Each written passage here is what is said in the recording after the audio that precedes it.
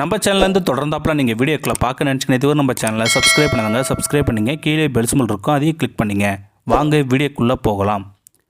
ஜெங்கிஸ்கான் என்ற மன்னன் செல்லப்பிராணியாக ஒரு பருந்தை வளர்த்து வந்தான். கொடுங்கோலனா அவன் அந்த பருந்திடம் மிகுதியான பாசம் வைத்திருந்தான். பருந்து அவன் மேல் உயிரியே வைத்திருந்தது. ஜெங்கிஸ்கான் எங்கே சென்றாலும் அந்த பருந்தியை அழைத்துச் செல்வான். மற்ற நாடுகள் மேல் தாக்குதல் நடத்தி அவற்றை தன் ஆட்சி கீழ் கொண்டு வருவதிலேயே தன் வாழ்நாளை கழித்து வந்தான். பருந்து அவனுடைய எல்லா நாடுகளுக்கும் பயணப்பட்டது. மன்னனின் பருந்து என்பதால் சுற்றி இருந்தவர்கள் பருந்தை மரியாதையுடன் பார்த்து கொண்டார்கள். அரண்மனையில் ராஜபோக வாழ்க்கை வாழ்ந்து கொண்டிருந்தது அந்த பருந்து.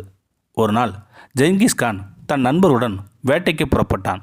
நண்பர்கள் அனைவரும் கத்தி, ஈட்டி, வில், அம்பு என்று பல வகையான ஆயுதங்கள் ஏந்தி வந்தார்கள். ஜெங்கிஸ்கான் செல்லப்பருந்து மட்டும் கொண்டு வந்தான். என் பருந்து 100 ஆட்களுக்கு சமம் என்று நண்பரிடம் கர்வத்துடன் சொன்னான்.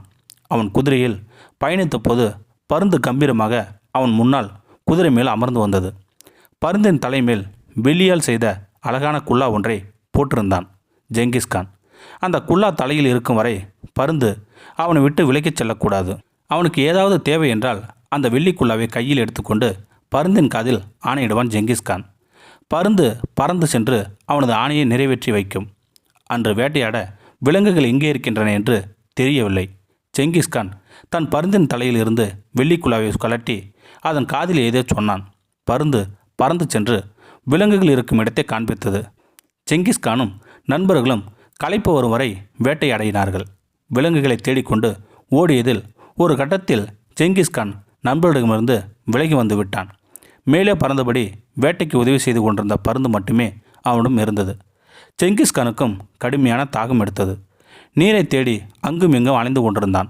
ஒரு இடத்தில் பாறையிலிருந்து நீர் வழிந்து கொண்டிருந்தது. பருந்தின் தலையில் இருந்த வெள்ளிக்குள்ளாவை கலட்டி அதில் நீரை பிடித்தான். அவன் நீரை பருகும் நேரத்தில் பருந்து பறந்து வந்து அந்த நீரை தட்டிவிட்டது. தாகத்தில் தவித்து கொண்டிருந்த மன்னனுக்கு முதலில் பருந்தின் செயல் வியப்பாகத்தான் இருந்தது.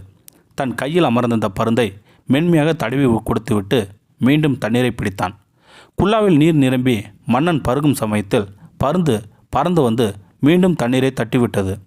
இப்போது மன்னனுக்கு கடும் கோபம் வந்துவிட்டது.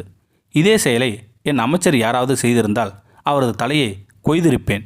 நீ என் செல்லப்பிராணி என்பதால் உன்னை மன்னித்து விடுகிறேன்.